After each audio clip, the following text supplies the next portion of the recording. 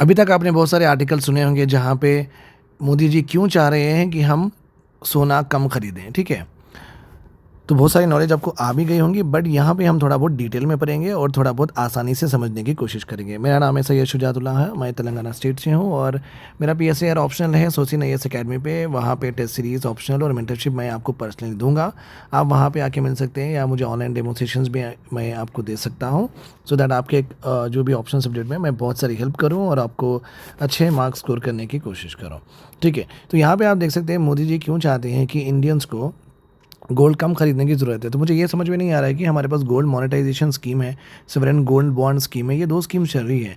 Gold monetization scheme का मतलब होता है जो भी आपका गोल्ड है उसको मनी फॉर्म में कन्वर्ट करके ज़्यादा पैसे देंगे।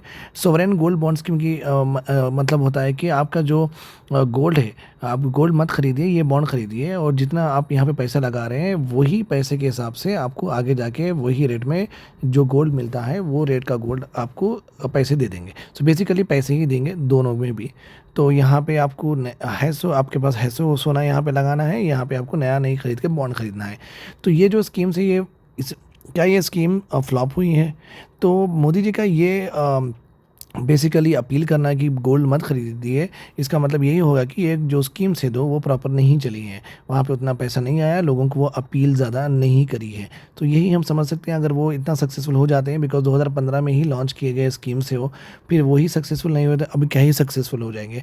और ये ऐसी नौबत क्यों आती है उसके बारे में भी हम अच्छे से पढ़ेंगे, ठीक है?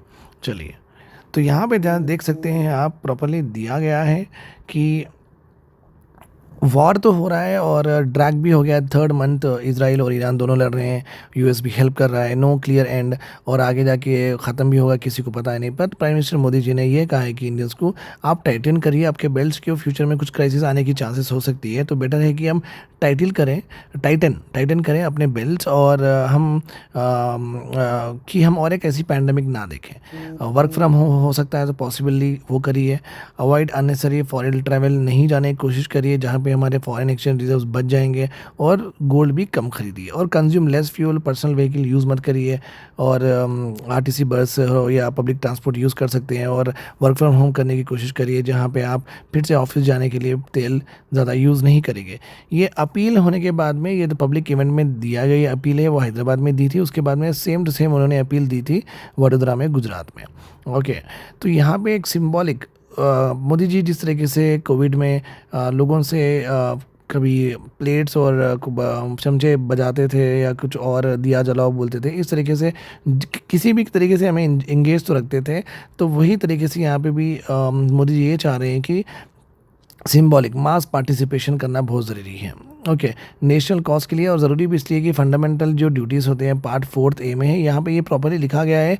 अगर कंट्री के ऊपर कुछ आफत आती है तो वहाँ पे लोग आगे आके उनकी वो रेंडर करना चाहिए अपनी service to the national service. Nation के क्राइसिस में हर लोग आगे बढ़ के वहाँ पे अपनी सर्विस देना है। This is what it is. National cause के लिए सब सामने आई है। यहाँ पे कलेक्टिव मिशन होगा सबका, जहाँ पे हम इकोनॉमी को सर्वाइव करने की कोशिश करेंगे और हमारे डॉलर सेव करेंगे। Unsurprisingly the message sent as a way of panic across India's financial markets में पैनिक हो गया यहाँ पे। मेरा व्यू तो यही है, यहाँ पे ये लिखते हैं उदय कोटक ने कि एक पैरानोया बिफोर द इवेंट। तो ये तो ऑलरेडी बोले कुछ बड़ा होने वाला है, इस तरीके का उनका कमेंट था। वेतरन इंडियन बैंकर है वो, टोल गैदरिंग ऑफ इंडस्ट्री में we must prepare for the worst, इस तरीके से अगर बोलते हैं तो obviously it sends a very wrong message to the investors, to the stock markets, to the people also. इतने बड़े जानकार आदमी अगर ऐसा बोलते हैं कि हमें आगे बहुत अच्छे से प्रिपेयर होना है, वर्ड से वर्स्ट सिचुएशन को प्रिपेयर होना है, तो लोग डर ही जाएंगे। We have not seen the impact in the last 2 months.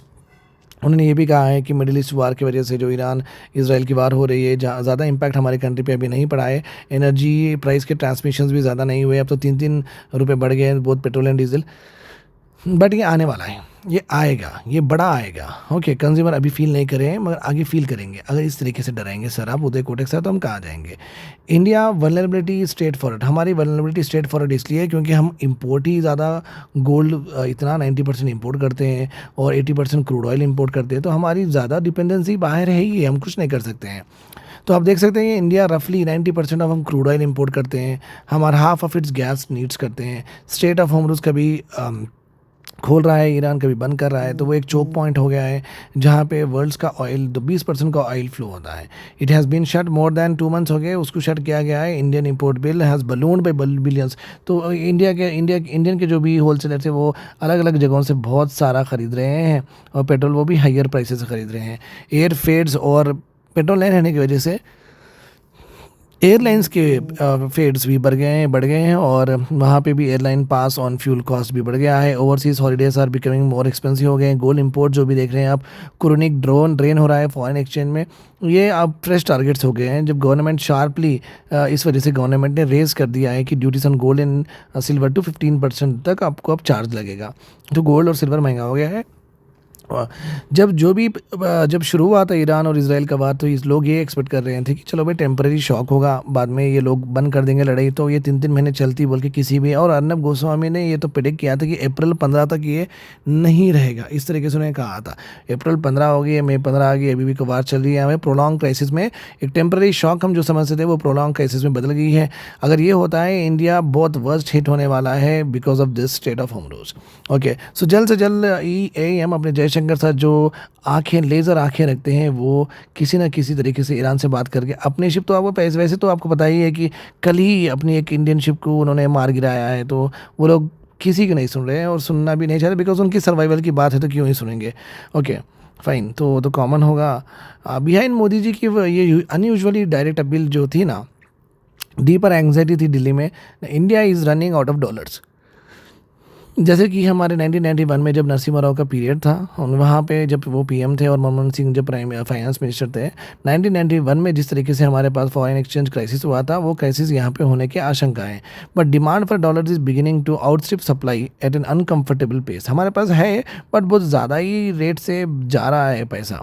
Okay, वो एक तरह वरी होने की बात है, इस तरीके से आर्टिकल भी बोलता है। बैक देन जब वहाँ की बात करते हैं, इंडिया के पास पैसे था ही नहीं 3 वीक्स का इंपोर्ट्स करने के लिए था। जिस तरीके से श्रीलंका में जो आफत आई थी, उनके पास पैसा था ही नहीं कि वो इंपोर्ट करें, तो वैसी ही हमारी सिचुएशन थी 3 वीक्स तक कि इंपोर्ट ही 3 वीक से ज़्यादा हम संभाल नहीं सकते थे। अभी तो हम 3 महीने से संभाल रहे हैं। अगर आज की बात करें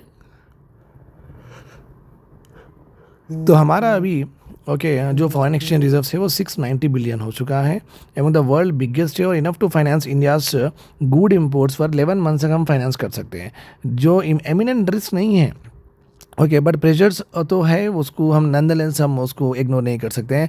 ऑयल रो, गैस रो, फर्टिलाइजर, गोल्ड इंपोर्ट्स रो, वो ये पुश कर रहे हैं इंडिया के डिमांड को। डॉलर्स भी बहुत ज़्यादा जा रहा है, जस्ट एज फॉरेन इन्फ्लोज भी वीकेंड हो गए हैं because of this war. Export slow down हो गया है, हमारे कंट्री ज़्यादा एक्सपोर्ट जा नहीं रहे हैं। जियो पोलिटिकल अनसर्टेनिटी है, सप्लाई चेन पूरा डिस्टर्ब हो गया, रैटल मार्केट्स। इंडिया के जो फॉरेन एक्सचेंज रिजर्व्स है foreign by 38 billion since the Iran war began. One of the sharpest decline हुई है, जो हमारे पास जितना भी रिजर्व है उसमें 38 बिलियन कम हो गए हैं। वो एक वही है ना, वही प्रॉब्लम के बारे में बात कर रहे हैं।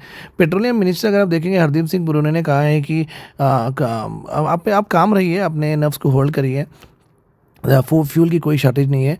But oil eight $100 A barrel is testing, बस 10 रुपये में एक $1 मिला तो बहुत ज़्यादा हमारे पैसे लोगों के ऊपर कॉस्ट पड़ेगा।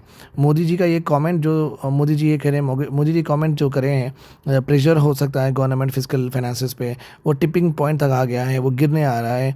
लेस एपेटाइट फॉर फर्दर रूपी डिप्रिसिएशन नहीं, हम एफर्ट नहीं कर सकते हैं, और $1.95 हो गया है और नीचे नहीं जा सकते हैं, बहुत ज़्यादा कॉस्टली हो जाएंगी चीज़ें। बर्डन ऑफ एडजस्टमेंट इंक्रीमेंटली हम कंज्यूमर के साथ शेयर करना ही आगे, हम आपसे अपील करने से ही ये प्रॉब्लम सॉल्व होगी। तो इस वजह से इस तरीके से वो अपील की गई। अकॉर्डिंग टू नमोरा, जो कि इंडिया की उन्होंने नमोरा एक फाइनेंशियल ऑर्गेनाइजेशन है जो कि GDP कैलकुलेट करती है कंट्रीज़ का, उसके हिसाब से इंडिया की physical deficit gap between government spending and earnings और भी वाइड हो गई हैं 4.6% of GDP by March 2027, about the budget target of 4.3 जाके इतना बड़ा फिजिकल डेफिसिट हो गया है, और भी ज़्यादा बर्डन पड़ रहा है हमारे फाइनेंसेस पे। The balance of payment gap भी विच ट्रैक्स जो फ्लो करता है, flow of money in and out, okay, वो भी बैलेंस ऑफ पेमेंट की वजह से $70 बिलियन तक पहुँच गई है। पेट्रोल प्राइस हैक्स, ओके, यहाँ पे तो किस तरीके से लोग अपना प्रोटेस्ट दे रहे हैं ऑनलाइन। इंडिया के अगर एक्सटर्नल बैलेंसेस की बात करें, वो अंडर कंट्रोल में है फिलहाल, और फर्दर रुपी को भी गिरने से प्रिवेंट करने की कोशिश इंडिया ने ट्राई कर रहे हैं। इंपोर्ट और फॉरेन ट्रैवल नहीं जाए कि मैक्रो इकोनॉमिक चैलेंज है according to the expert. Economics ये भी बोलते हैं कि अगर रुपी ट्रबल करता है predate the war and can not be solve throughout the austerity alone, तो रुपी का गिरना ये 7 अप्रैल से कुछ नहीं होने वाला है। इसको एक प्रॉपर्ली सॉल्यूशन होना चाहिए जो कि लॉन्ग टर्म सस्टेनेबल हो। फॉरेन इन्वेस्टर्स का भी उन्होंने 22 बिलियन डॉलर इंडिया की इक्विटी से रिसेंटली निकाल लिए हैं कि अब इंडिया आगे अच्छा करेगा या नहीं करेगा, तो पैसे वो वापस ले लिए हैं। Okay, US tariff threats and India's ability to compete in emerging industries such as AI, battery and electric vehicles में हम ज़्यादा कुछ कर नहीं सकते हैं, तो इन्वेस्टर को हमारे ऊपर कॉन्फिडेंस नहीं है कि हाईटेक टेक्नोलॉजीज़ क्या हम उसकी मैन्युफैक्चरिंग बढ़ा सकते हैं, तो इसलिए वो अपना पैसे निकल के चले गए हैं। India has not done much with AI और रिन्यूएबल में हम कुछ बड़ा तीर अभी तक नहीं मारे हैं, even in semiconductors. There are not many industries जाके हमारे पास इतने इंडस्ट्रीज है भी नहीं कि जो फॉरेन इन्वेस्टर्स यहाँ पे और एक्साइटमेंट आके यहाँ पे इन्वेस्ट करें। वैसे हमारे पास इन्वेस्टमेंट इंडस्ट्रीज हम वैसे डेवलप करें नहीं है, हाईटेक नहीं करें, इनोवेशन रिसर्च में बहुत लैक करते हैं। इवन इफ इकोनॉमी अगर ग्रो करती है 6 to 6.5%, ब्रॉडर इन्वेस्टमेंट जो भी इन्वेस्टमेंट इंडिया में आना है वो कन्विंसिंग नहीं होगा, वो ज़्यादा तकलीफ होगी हमें। सो अभी तक का ये सिनेरियो है, ये एक्सपर्ट्स की राय है। I hope this is all clear to you.